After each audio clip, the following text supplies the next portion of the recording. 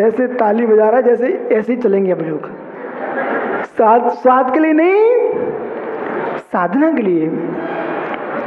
भिक्षाचरण लब्धो न च सुपाके ना, अपने द्वारा बनाते नहीं है। दिवाएयो न रात्रो, कितने कितने सिद्धांत स्पष्ट कर दिए। मतलब आचार्यों ने कोई बात छोड़ी नहीं है। कल कहा ठीक है, ये सब इसमें इतिहास भी नहीं थे भाई। एक ऐसा समय आया हमारी अखंड दिगंबर समाज में द्वैत खड़ा हो गया, सवस्त्र मुनि निर्वस्त्र मुनि के भेद आ गए। तो उसमें 12 वर्ष के काल में जब भीषण काल पड़ा तो रात्रि में लेके आने लग गए, दिन में खाने लग गए, रात्रि में लेके आने लग गए, दिन में खाने लग गए। कुंद कुंद जैसा योगी कहता नहीं, यदि श्रावक है दिन का बनाया रात्रि में खाता है वो भी पापी, और रात्रि का बनाया दिन में खाता है वो भी पापी। समझ में रहे कि नहीं? रात्रि भोजन त्याग है। और भाई मुझे बाहर यात्रा को जाना है और सासू की बिटिया से कह दिया कि नाश्ता बना दो, उसने रात्रि के 12 बजे बना कर दिया। क्या बनाया? हे मित्र भजिए के साथ मेढक बना के रख दिए। रात्रि का बना दिन में खाना भी रात्रि भोजन का त्याग नहीं कहलाएगा, और दिन का बना रात्रि में खाएगा तब भी त्याग नहीं कहलाएगा। दिन में बने वो भी ये बल्ब और ट्यूबलाइट की रोशनी में नहीं, हेलोजन में नहीं, दिन में भी बनाओ, दिन में भी बनाओ तो सूर्य के प्रकाश में बनाना। लाइट जला करके कहीं महाराजों के चौके मत लगाना। नहीं तो रसोई घर में प्रकाश कम है, छत पे बना लेना, लेकिन कमरे में बल्ब जला करके कभी आहार नहीं लगाना। समझ में आ रहा ना? रात्रि दिवायो न रात्रो, दिन में ही आहार लेते हैं, रात्रि में नहीं लेते हैं, क्योंकि रात्रि में घोर घोर जीवों की हिंसा।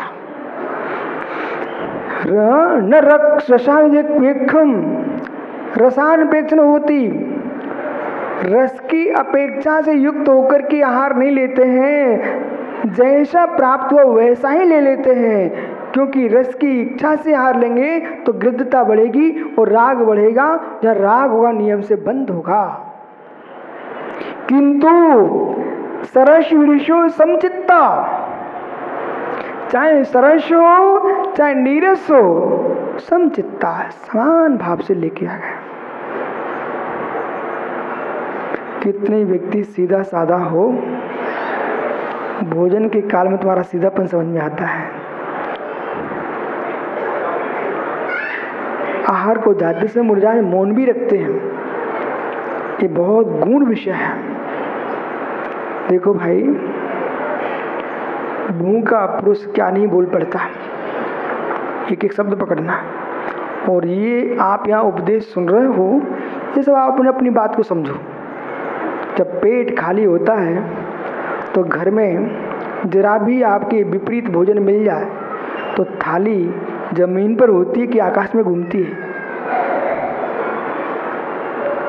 पप्पू ये नियम लेके जाना यहाँ से, कितनी गुस्सा आ जाए भोजन की थाली मत फेंकना। कितने लोग नियम ले रहे हैं बात का? हाथ ऊपर करो। कितनी गुस्सा आ जाए मित्र, भोजन की थाली मत फेंकना। बेचारी ने बना के रखा है, तुमने ऐसे फेंक दिया। ये सब खुश हो रहे हैं, बोले महाराज मेरी व्यवस्था बना रहे हैं। पर इतनी सिंगनी मत बन जाना, सासू बेटों को सताना मत, अच्छा खिलाना।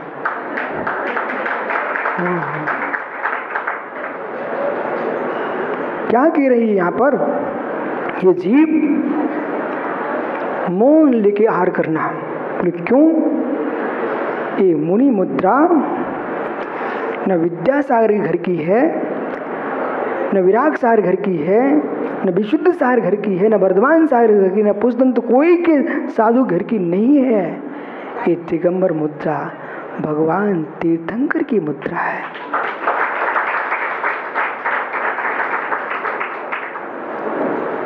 एक पुलिसकर्मी भी, ध्यान सुनिए, एक पुलिसकर्मी भी पुलिस की ड्रेस में होता ना तो संभल के चलता है। अध्यक्ष जी सुन रहे कि नहीं? क्यों? सरकारी आदमी है, उसने कुछ गड़बड़ किया तो सरकार पर दोष आता है। समझ रहे कि नहीं? है मित्र, जब सेना की ड्रेस पहन के चलने वाला आदमी संभल के चलता है, तीर्थंकर की ड्रेस में चलने वाले को कितना संभल के चलना पड़ेगा।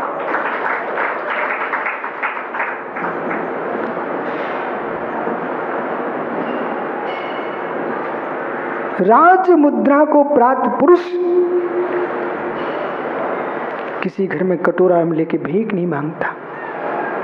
राज मुद्रा समझ रहे ना? राज मुद्रा, राज चिन्ह से चिन्हित, जब शासन के चिन्ह से चिन्हित पुरुष संभल के चलता है तो जिन शासन के चिन्ह से चिन्हित जिन मुद्रा का धारी मुनि कितना संभल के चलता है। हे मित्र, मोल लेके जाओ। बोले क्यों? भूखा आदमी जो श्रावक है ना, उनको सब आप लोग स्वयं परिचित हो, और नहीं तो गिद्ध भोज देख लो कैसा लगता है। ऐसे ब्रेंच लगी ना, ऐसे ब्रेंच लगी होती ना, सब सामग्री रखी होती है।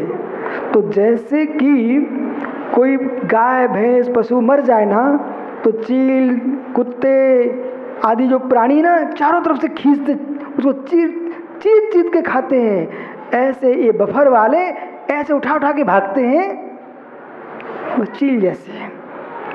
समझ में आ रहा क्या? अच्छा, अब ताली क्यों नहीं बजा रहे हो? हे मित्र, हे मित्र, और फिर मनन बेटा, एक ग्रास मुख के भीतर, एक ग्रास बफर वालों का भोजन देखना बेटा, एक मुख के अंदर है और एक कटोरी में रखा हुआ है, तब भी सोचता है अरे बढ़िया सामान आज बना है और उठा लो। ये तो बंदर करता है। बंदर को केला दे दो, चौधरी 4 अंदर गप गप कर गया, एक इस हाथ में भरे, एक इस हाथ में भरे, एक मुख में दबा है, वो भाग रहा है। बोले क्यों? तो ऐसे बफर वाले ऐसे बंदर होते हैं कि मुख का मुख में रखे हुए हैं, हाथ में दबाए हुए हैं, वो थाली में और खींच के रख रहा है। हे मित्र, आप उच्च कुल के हो, उच्च कुल के हो, वो ऐसी क्रिया करते दिख गए ना तो सज्जन लोग क्या कहेंगे? हे मित्र, व्यक्ति की पहचान 2 जगह ही होती है। डायरी पे नोट कर लेना, भाषण और भोजन। जिन शासन ऐसा शासन है, यहाँ दिगंबर मुनि के पास 2 बार लोग आते हैं, या तो प्रवचन भाषण के समय आते हैं या भोजन के समय आते हैं। भाषण सुनने आते हैं और भोजन देखने आते हैं। व्यक्ति की पहचान हो जाती है भाषण से, भोजन से। तुम कुलीन हो कि कुलहीन हो।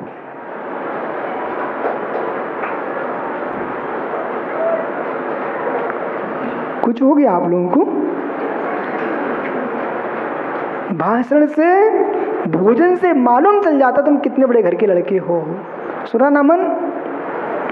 नहीं, तेरी शादी होने गई और तेरी घर की माताओं ने पढ़ा के भेज दिया, वो कुंवर कलुआ में रूठ के बैठ जाना।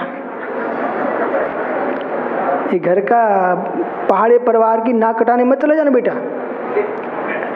माताओं की बात तो कभी मानने ही नहीं, इनकी दिमाग कम चलते हैं। यानी अरबपति खरबपति परिवार के बेटे को पढ़ा के सिखाया, जब कुंवर कलेवा हो ना तो आँख रूठ के बैठ जाना। बोले क्यों? एक बार मैं गया था बारात में, एक छोटे में, तो एक भाई मालूम राजेश भोजन नहीं कर रहा दूल्हा। तो मैंने एक व्यक्ति से पूछा वो क्यों नहीं कर रहा है? उसकी थाली में हरे हरे नोट पड़े, चेन पड़ी, घड़ी पड़ी। हमने कहा ये क्या नाटक है, खा क्यों नहीं रहा है? बोले बेटा अभी तुम नहीं समझ पाओगे, नहीं समझ नहीं पाएंगे, तुम बच्चा मत समझो, ये बूढ़ों की बड़ी दिक्कत है। ये बच्चों की उम्र शरीर देख करके ही इनको बच्चे समझते रहे, तब तक वे बहुत ज़्यादा जान लेते बच्चे। मालूम वो धीरे से बोलता बेटा इनके लिए एक गाड़ी चाहिए है। हमने धिक्कार हो, तुम ऐसे गुरुकुल के छात्र ऐसे ताली बजा जैसे आज नियम लेने वाले हो। बेटा अपने घर की दुल्हने मत जाना, कहीं मांगना नहीं। तो जैसे कि कोई व्यक्ति दहेज मांगे, कोई व्यक्ति भोजन के समय नाटक करे, तो उसका औकात समझ में आ जाती है। इसलिए यहाँ क्या कह रहे दिगंबर मुनि से कि तुम तीर्थंकर की मुद्रा में हो, मौन लेके जाओ। कि मौन खोल के कह दिया ना, क्योंकि श्रावक तो पूछते हैं, माताओं की आदत होती ना, चाहे खराब बना चाहे अच्छा बना है, फिर भी एक बार अर्जुन देवी पूछ ही लेती, क्या है कैसा लगो, क्या है कैसा लगो, मतलब उसकी आदत रहती है। राजू भैया देवी ने पूछा कि नहीं, बोले कैसा बना, तो मालूम वो आपसे नहीं पूछते, महाराज तक से पूछ लेते लोग, महाराज अच्छा लग रहा है ना। वो कहीं महाराज ने बोल दी हो नाको नक्को, ओहो नहीं भाई, ऐसा शब्द का प्रयोग करते ही श्रावक देखेंगे हो ये तीर्थंकर की मुद्रा में ये भिखारी कैसा, इसलिए मौन होके जाते हैं। चाहे सरस हो चाहे विरस हो, मौन लेके आहार करना। सर्वस्व विरसो संचित्ता च मधुमंसम अवस्तुतम इतुक्तम लक्षणेन। मधु मध्य मास से रहित भोजन होता है। ये व्याख्या करना पड़ी आचार्यों को, ये जान के की गई व्याख्या। बोले क्यों? क्योंकि जगत में ऐसे भी पाखंडी साधु हैं, अनेक संप्रदाय हैं जो साधु के रूप में हैं, मछली के टुकड़े खाते हैं, साधु के रूप में हैं, मारेंगे नहीं तो मरेगा खाते हैं, और देश में विश्व में ख्याति प्राप्त कर रहे हम साधु हैं। हे मित्र, दिगंबर साधु मात्र शुद्ध शाकाहार अल्प भोजन लेता है, मध्य मांस मधु का त्यागी होता है। कुछ ऐसे लोग हैं जो मांस नहीं खाते हैं लेकिन शहद खाते हैं। माँ छोटे छोटे शिशु बच्चों को भी वो निपिल में शहद मत खिलाना।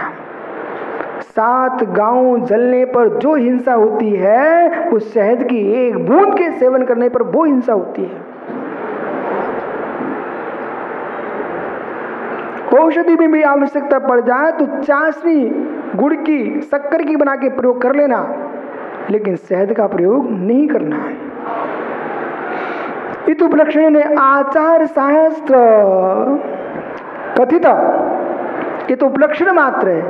आचार शास्त्र ने मूलाचार आदि ग्रंथों में कथित पिंड शुद्धि क्रमेणा, पिंड शुद्धि पूरक, बहुत कठिन है।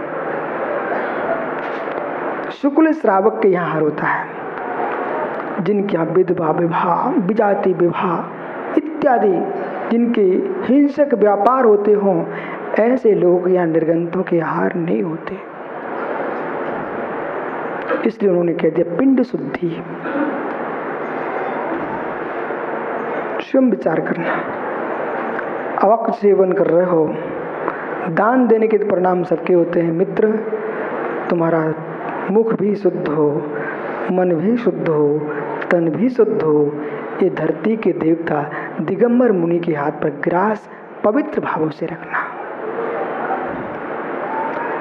समस्त योग्य आहार रहते थे,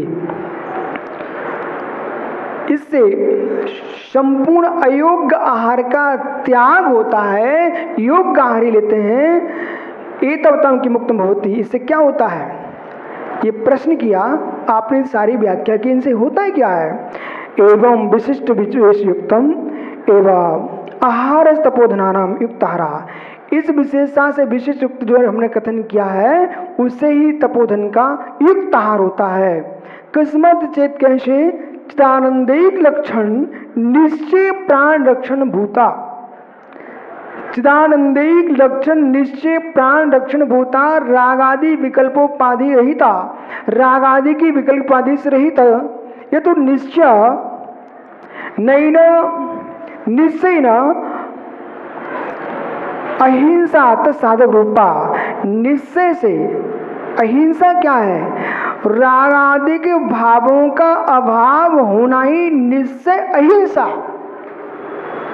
राग आदि के भावों का अभाव होना ये निश्चय से अहिंसा, और राग आदि के भावों का होना हिंसा।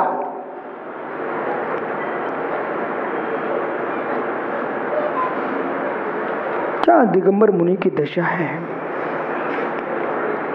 इसलिए आप स्वीकार करो, जो विद्वान राजेश भाई कमरे में कपड़े उतार उतार के बैठते थे, युवाओं बेटा तुम्हारा धन्य अभाग्य सांग 26 मुनियों को तुम देख रहे हो। पंडित दौलत राम बनारसी दास जैसे विद्वान एक मुनि के दर्शन नहीं कर पाए, लिख के चले गए, ते गुरु मेरे उर्वसु, बे गुरु मेरे उर्वसे तारण तरण जिहाज। उन्हें दिगंबर मुनि के दर्शन नहीं हुए। उत्तर भारत तो एक समय ऐसा आ गया था, अजैन बंधु जैनियों को निर्गुरु कहते थे, निर्गुरु, इनके कोई गुरु नहीं बचे। परंतु शांतिनाथ तीर्थंकर से आज तक भारत की भूमि दिगंबर मुनि से रहित नहीं हुई। कम हुए, उत्तर में नहीं तो दक्षिण भारत में थे, ज्यादा बिहार नहीं करते थे, अपने स्थानों पर थे, लेकिन थे। तो क्या लिख रहे हो? ऐसा वीतरागी श्रमण निश्चय अहिंसा, निश्चय अहिंसा। विद्वान आप कह सकते मुनि क्यों नहीं बने, इतने साहस पढ़ लिए। समत्त सागर बे मुनि सर्वथा ऐसा मत कहना, इतने साहस पढ़ लिए मुनि क्यों नहीं बने। बेटा और गहरे में जाओ, चारित्र मोहिनी था, ये सब बातें स्वीकार है, मैं और गहरे में जाओ। उन विद्वानों की मुनि महिमा का पता था, उन विद्वानों को मुनि महिमा का पता था। यदि हमने स्वप्न में भी मुनि बन के दोष लगा लिया तो निगोद के पात्र बन जाएंगे।